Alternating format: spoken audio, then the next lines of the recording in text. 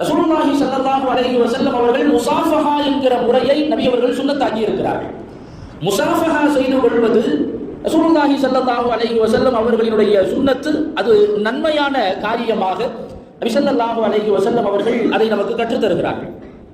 ரசூலுல்லாஹி ஸல்லல்லாஹு அலைஹி வஸல்லம் அவர்கள் சொன்னார்கள், இன்னல் முஃமின இதா லகியல் முஃமின், ஒரு முஃமினான சகோதரர் தன்னுடைய முஃமினான சகோதரரை பார்க்கிற போது, சந்திக்கிற போது, ஃபஸல்லம அலைஹி, அவருக்கு இவர் சலாம் சொன்னார், வஅஹத பியதிஹி, அவருடைய கையை பிடித்து, ஃபஸாஃபஹஹு, அவரிடத்திலே முசாஃபஹா செய்தால், தனாசரத்து ஹதாயாஹுமா கமா யதனாசரு வரகு ஷஜர், மரத்திலிருந்து இலைகள் எப்படி உதிர்கிறதோ அதுபோல இவர்கள் இருவரினுடைய பாவங்களும் உதிர்ந்து விடுகிறது என்று ரசூலுல்லாஹி ஸல்லல்லாஹு அலைஹி வஸல்லம் அவர்கள் சொன்னார்கள்.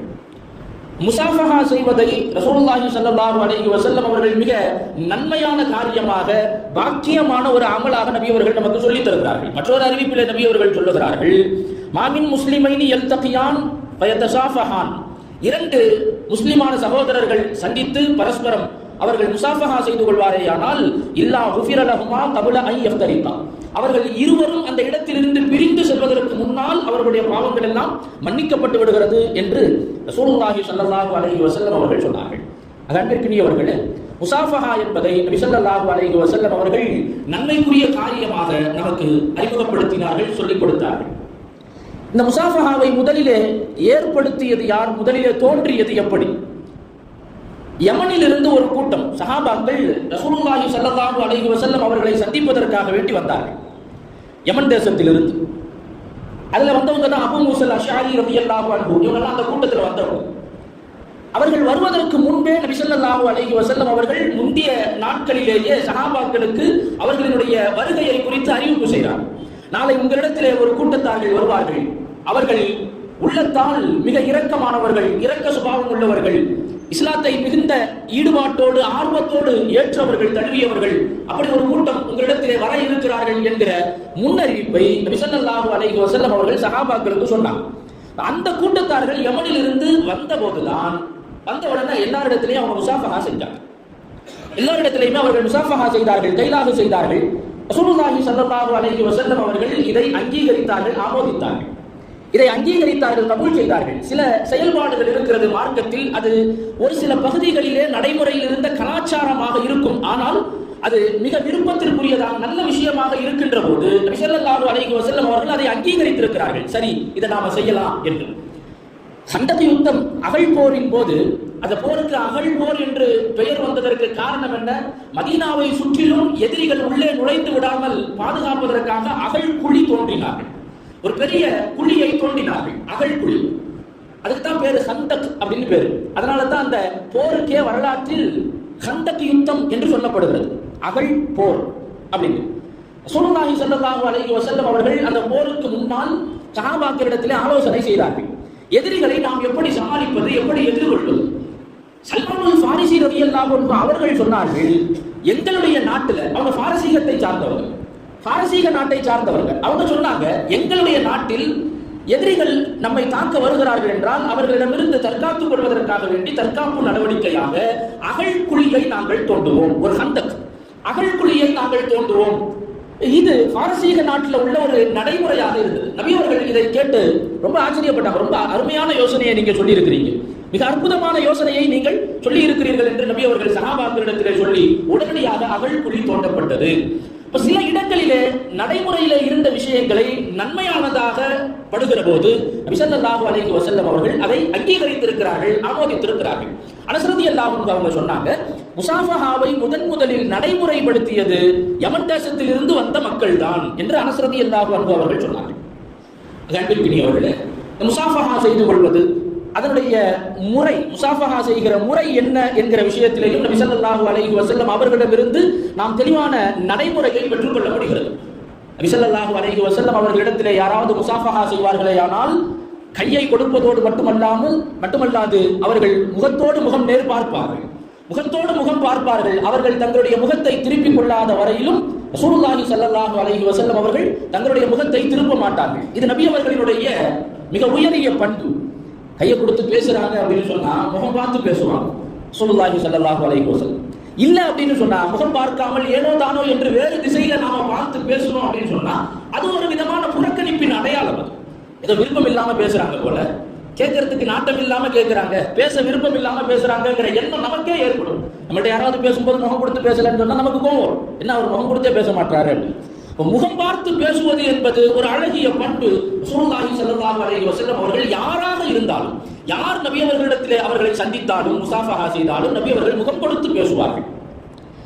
அதனால தான் நம்முடைய முன்னோர் பெரியவங்க சில பேரை பார்த்தோம் அப்படின்னு சொன்னா முசாஃபஹா செய்கிற போது கண்ணோடு கண் நேருக்கு நேர் பார்ப்பாங்க, நேருக்கு நேர் பார்ப்பாங்க. இது அந்த முறையிலே வந்ததுதான். நேருக்கு நேர் கட்டாயமாக பார்த்தாகணுங்கிறது அவசியம் அல்ல.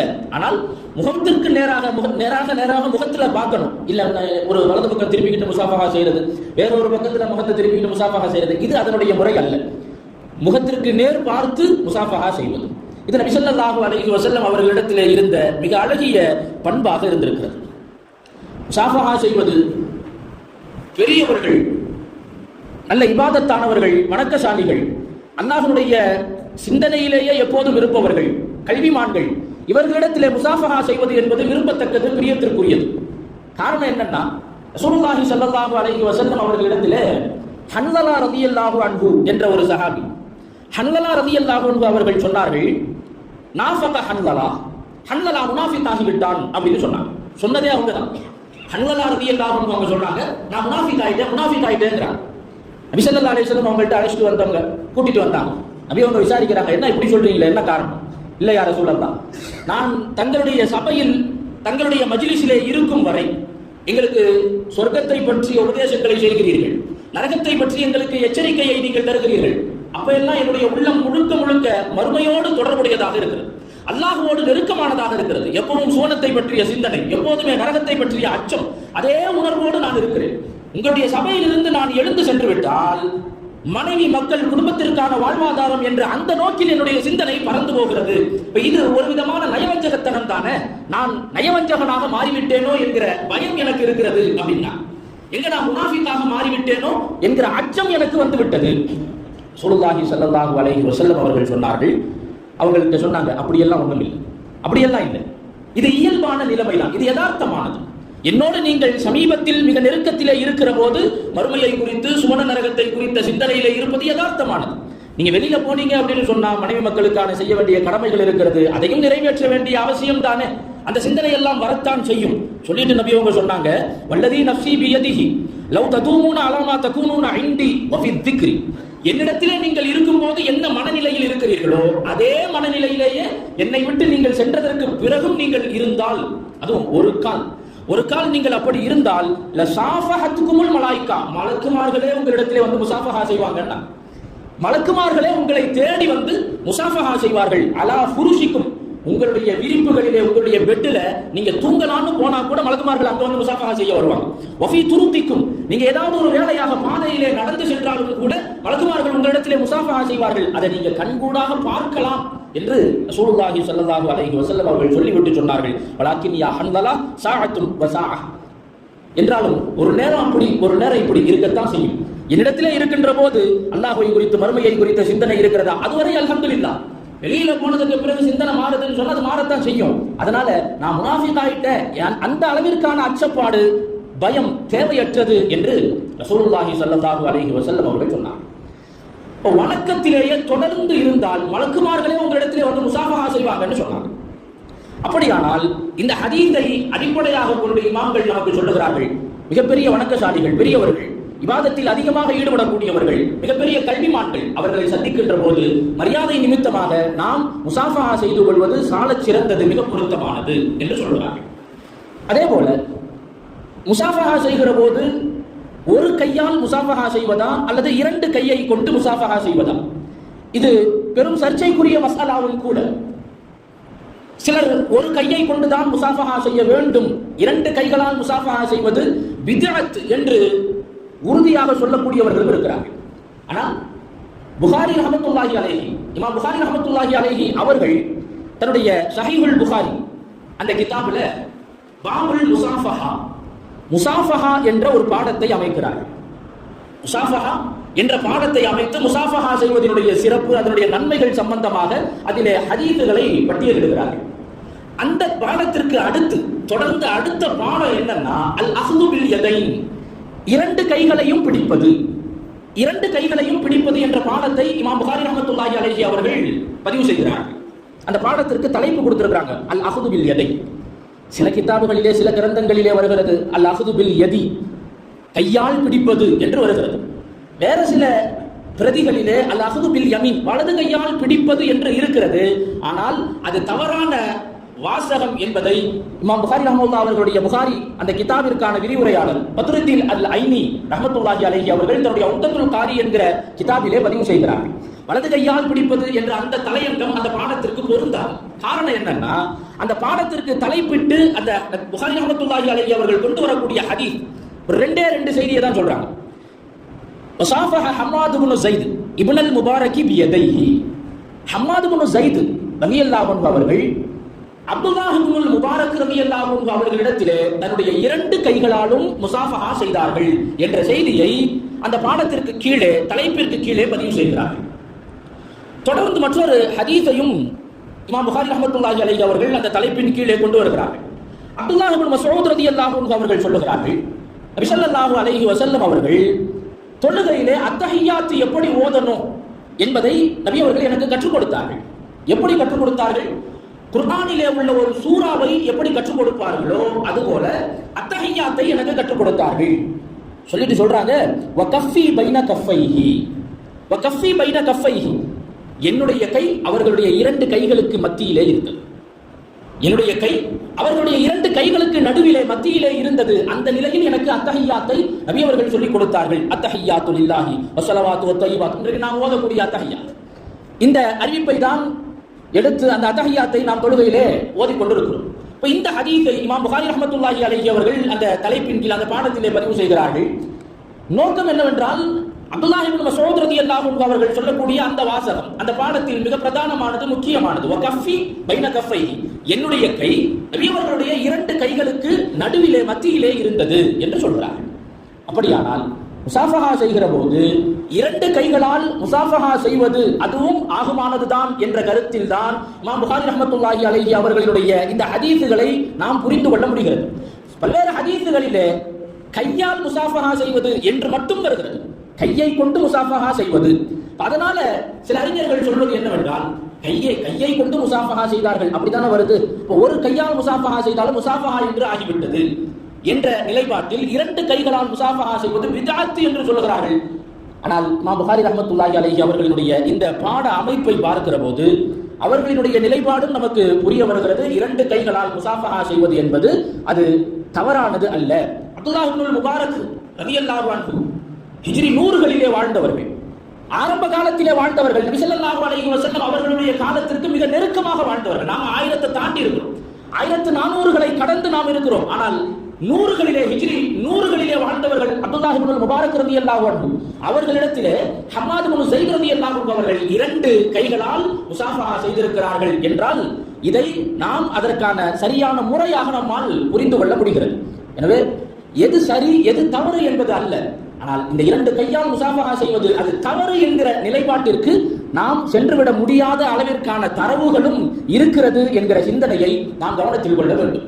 ஆக சந்தித்துக் கொள்கிற போது சலாம் சொல்லிக் கொள்வது எந்த அளவிற்கு மிகுந்த நன்மைக்குரியதோ அதே போல சந்தித்துக் கொள்கிற போது முசாஃபஹா செய்வது அது நம்முடைய பாவங்கள் மன்னிக்கப்படுவதற்கு காரணமாக, இருவர் சந்திக்கிறார்கள் என்றால் இருவருடைய பாவங்களும் மன்னிக்கப்படுகிறது என்று நபி ஸல்லல்லாஹு அலைஹி வஸல்லம் அவர்கள் சொல்லி இருக்கிறார்கள். கூடுதலாக நபி ஸல்லல்லாஹு அலைஹி வஸல்லம் அவர்களிடத்திலே சில பெண்கள் பைஅத் செய்வதற்காக வேண்டி, இஸ்லாத்தை ஏற்றுக்கொள்வதற்காக வேண்டி வந்தார்கள். பொதுவாக ஆண்கள் இஸ்லாத்தை ஏற்றுக்கொள்வதற்காக வேண்டி வந்தால் அவர்களுடைய கரத்தை பிடித்து அவர்களுக்கு இஸ்லாத்தை பற்றிய செய்திகளை, ஷஹாதத்தை சொல்லிக் கொடுத்து, நீங்கள் இணை வைக்கக்கூடாது, ஒரு ஆன்மாவை கொலை செய்யக்கூடாது, விபச்சாரத்திலே ஈடுபடக்கூடாது, திருடக்கூடாது, மார்க்கத்தில் எதுவெல்லாம் பெரும் பாவமாக நமக்கு சொல்லப்பட்டிருக்கிறதோ அதையெல்லாம் முதற்படியாக அவர்களுக்கு தடுப்பார்கள். ஷஹாதத்து கலிமாவை சொல்லிக் கொடுத்த உடனேயே இந்த விஷயங்களை எல்லாம் நீங்கள் செய்ய மாட்டேன் என்று என்னிடத்திலே உறுதி கொடுக்க வேண்டும். இதுதான் பைஅத். ஆண்கள் பைஅத் செய்ய வருகிற போது அவர்கள் கையை பிடித்து பைஅத் செய்வார்கள். ஆனால் பெண்கள் வந்தார்களே ஆனால் நபி ஸல்லல்லாஹு அலைஹி வஸல்லம் அவர்கள் கையை தொடக்கூட மாட்டார்கள். சில பெண்கள் வந்து நபி அவர்களிடத்திலே பைஅத் செய்ய வேண்டும் என்று சொன்னபோது ரசூலுல்லாஹி ஸல்லல்லாஹு அலைஹி வஸல்லம் அவர்கள் சொன்ன வார்த்தை, இன்னி லா உசாஃபிஹுன் நிசா, நான் பெண்களிடத்திலே முசாஃபஹா செய்ய மாட்டேன், நான் பெண்களிடத்திலே முசாஃபஹா செய்ய மாட்டேன், அது பொருத்தமானது அல்ல. வார்த்தையால் மட்டுமே நபி அவர்கள் சொல்லிக் கொடுத்தார்கள். எத்தனை பேர் இருந்தாலும், ஒரு பெண் வந்தாலும், நிறைய பேர் இருக்கிறதுனால நான் முசாஃபஹா செய்யலன்னு அல்ல, ஒரு பெண் வந்தாலும் சரி, பல பெண்கள் இருந்தாலும் சரி, பெண்களிடத்திலே நான் முசாஃபஹா செய்ய மாட்டேன் என்று நபி அவர்கள் சொன்னார்கள். எனவே மஹரம் அல்லாத பெண்களாக இருந்தால், மஹரம் அல்லாத பெண்களாக இருந்தால் ஒரு ஆண் பெண்ணிடத்திலே முசாஃபஹா செய்வது அது ஹராமானது, தடுக்கப்பட்டது. நாம சில ஈது பெருநாட்களில வீட்டுக்கு போவோம், அம்மாவிடத்தில் முசாஃபஹா செய்வோம், அல்ஹம்துலில்லாஹ், அதுல எந்த விதமான குற்றமும் அல்ல. தாயிடத்திலே முசாஃபஹா செய்வது, சகோதரியிடத்திலே முசாஃபஹா செய்வது, திருமணம் முடிப்பதற்கு யாரெல்லாம் ஹராமாக்கப்பட்டவர்களோ அந்த உறவுகளிடத்திலே நாம் முசாஃபஹா செய்வது, அவர்களுடைய கையை பிடிப்பது தவறல்ல. ஆனால் மஹரம் அல்லாத பெண்களாக இருந்தால் அவர்களிடத்திலே முசாஃபஹா செய்வது என்பது முழுக்க முழுக்க மார்க்கத்திலே தடுக்கப்பட்ட ஒன்று. இன்றைக்கு மாறி வரக்கூடிய நவீன காலத்தில் சகஜமாக ஆண்களும் பெண்களும் கைகுலுக்கிக் கொள்ளக்கூடிய கலாச்சாரம் பெருகி வரக்கூடிய நிலையில் நபி ஸல்லல்லாஹு அலைஹி வஸல்லம் அவர்களுடைய இந்த வார்த்தையை காலமெல்லாம் நாம் நம்முடைய கல்வியிலே பதிய வைக்க வேண்டும். இன்னி லா உசாஃபிஹுன் நிசா, நான் பெண்களிடத்திலே முசாஃபஹா செய்ய மாட்டேன் என்றார்கள். எனவே முசாஃபஹா என்பது ஆண்கள் யார் மஹரம் அல்லாதவர்களிடத்திலே முசாஃபஹா செய்வது என்பது கூடாது. அதே சட்டம் பெண்களுக்கும் பொதுவானது, பொருத்தமானது. எனவே இந்த அமல்களை நபி ஸல்லல்லாஹு அலைஹி வஸல்லம் அவர்கள் கற்றுத்தந்த முறைப்படி அல்லாஹ்விடத்திலே நன்மையை எதிர்பார்த்தவர்களாக நாம் இந்த அமல்களை சுன்னத்தான முறையின்படி நாம் செய்வோம். வல்ல ரஹ்மான் அல்லாஹு தஆலா அதற்கான முழுமையான நன்மைகளை, நற்பாக்கியங்களை நிரப்பமாக அல்லாஹ் நம் அனைவருக்கும் வழங்கி அருள் புரிவானாக. பிஹக்கி சய்யிதினா முஹம்மதின் ஸல்லல்லாஹு அலைஹி வஸல்லம் வ ஆகிரு தஅவானா அனில் ஹம்துலில்லாஹி ரப்பில் ஆலமீன்.